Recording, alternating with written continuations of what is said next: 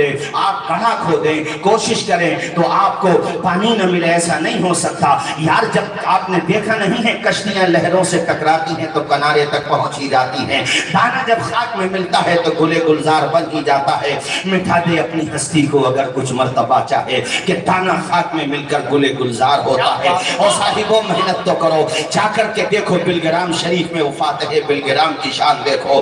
اللہ اکبر, ہمارے بزرگوں نے اپنے وطن کو چھوڑا ہے, اپنے آباء و اجداد کو چھوڑا ہے, تب جا کر کے اس سرزمین پر اسلام کے پودے کو سرسبز و شاداب کرنے کا کام کیا ہے. بڑی ان طلباء سے بھی کہتا ہوں, ان کے ماں باپ سے بھی کہتا ہوں, یہاں پر آئے ہوئے ایک دینی بھائی سے کہتا ہوں کہ ہر وقت پکارے گا تجھے پیار سے 100 بار, دامن میں الجھ کر تجھے روکیں گے بہت بار, دامن کو بچاتا ہوا خاروں سے گزر جا, منزل تیری آگے ہے بہاروں سے گزر.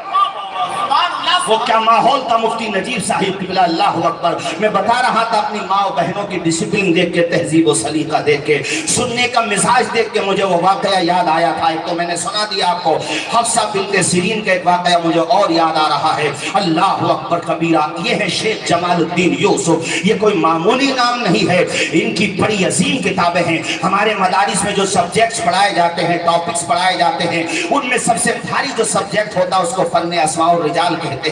بڑا مشکل ٹاپک ہوتا, آسان نہیں ہوتا.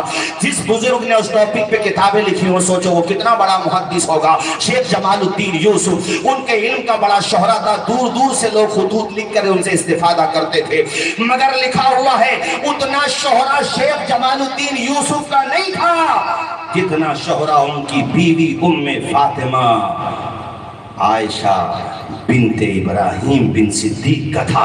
کہتے ہیں شوہر کو بھی جب قرات کے معاملات پوچھنے ہوتے تھے مسائل تو اپنی بیوی سے پوچھتے تھے. رب نے دونوں کو ایک بیٹی عطا فرمائی تھی جس کا نام تھا زینب. اس بیٹی کو اتنا بہترین قاریہ بنایا کہ اس بیٹی کی شادی علامہ ابن کثیر سے ہوتی ہے.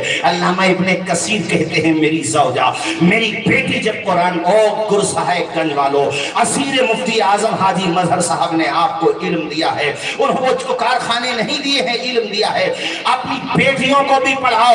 میں جانتا ہوں کہ وہ دور تو پیدا نہیں ہو سکتا مگر اس کی کچھ ہوا تو ہمیں مل سکتی ہے کہ بیٹی بھی عالمہ ہے, بیوی بھی عالمہ ہے, ماں بھی عالمہ ہے, شوہر بھی عالم ہے, باپ بھی عالم ہے, بیٹا بھی عالم ہے. وہ کیسا ماحول تھا. ارے ایسے ہی ماحول سے تو سلطان صلاح الدین ایوبی پیدا ہوا کرتے تھے, ایسے ہی ماحول سے تو دین کے داعی پیدا ہوتے تھے. زینب کی شادی علامہ ابن کثیر سے ہوتی ہے. علامہ ابن کثیر کہتے ہیں خدا کی قسم میں نے اپنی بیوی سے اچھا کسی کو تلاوت کرتے ہوئے نہیں دیکھا. میری بیوی زینب جب قرآن پڑھتی تو لہن داؤدی کا رنگ ہوتا, بڑی غضب کی تلاوت ہوتی تھی. یہ میں نے آپ کو ایک نام بتایا تھا, فاطمہ بنت شیخ علاء الدین سمرقندی. شیخ علاء الدین سمرقندی سن یہ 5ویں صدی ہجری یا 6ٹھی صدی ہجری. اللہ اکبر, اتنے بڑے فقیہ تھے کہ مرجع الفقہا تھے. انہوں نے کتاب لکھی تھی جس کا نام تھا تحفۃ الفقہا. اس کے متون کو سمجھنا آسان کام نہیں تھا, اس کو بڑی مطلب علماء کے لیے بھی آسان نہیں تھا ان کی کتاب کو سمجھنا. لیکن اپنی بیٹی کو ایسے سینچا, وہ یار تم بھی اپنے گھروں کا ماحول ایسے ہی بناؤ, تم بھی اپنے گھر کا ماحول. ابھی حضرت ذکر کر رہے تھے نا بلیاگ صاحب جہیز کے بارے میں ایک بات کہتا ہوں, جہیز نہ دو بیٹی کو علم دے دو. ایک چائنی کہاوت ہے کہ مچھلی نہ دو مچھلی پکڑنے کا ہنر دے دو. جہیز ختم ہو جائے گا, علم رہے گا تو دولت بھی قدموں میں آ جائے گی. علم رہنا چاہیے. ارے علم وہ دولت ہے کہ سلیمان علیہ السلام کو اختیار دیا گیا, اے سلیمان حکومت لوگے یا علم لوگے؟ فرمایا علم چاہیے. رب نے علم دیا تو حکومت بھی مل گئی. آپ کے پاس اگر قلم کی پاور ہوگی دنیا آپ کو سلام کرے گی, دنیا آپ کو رسپیکٹ کرے گی. یہ محرہ شریف آپ کے قریب میں ہے. ہمارے پیر خانے نے یہ پیغام دیا ہے, آدھی روٹی کھائیے. ارے زور سے تو بول دو نا بچوں کو, آدھی کھا کے بولو یار ذرا, بچوں کو آدھی روٹی کھائیے. بچوں کو اس طرح حوصلے آزمایا کرو, مشکلیں دیکھ کر مسکرایا کرو, بھلے دھونے والے کم کھایا کرو, اپنے بچوں کو لیکن پڑھایا کرو. جب پڑھاؤ گے تو انشاءاللہ تمہاری الگ شان ہوگی, الگ مقام ہوگا.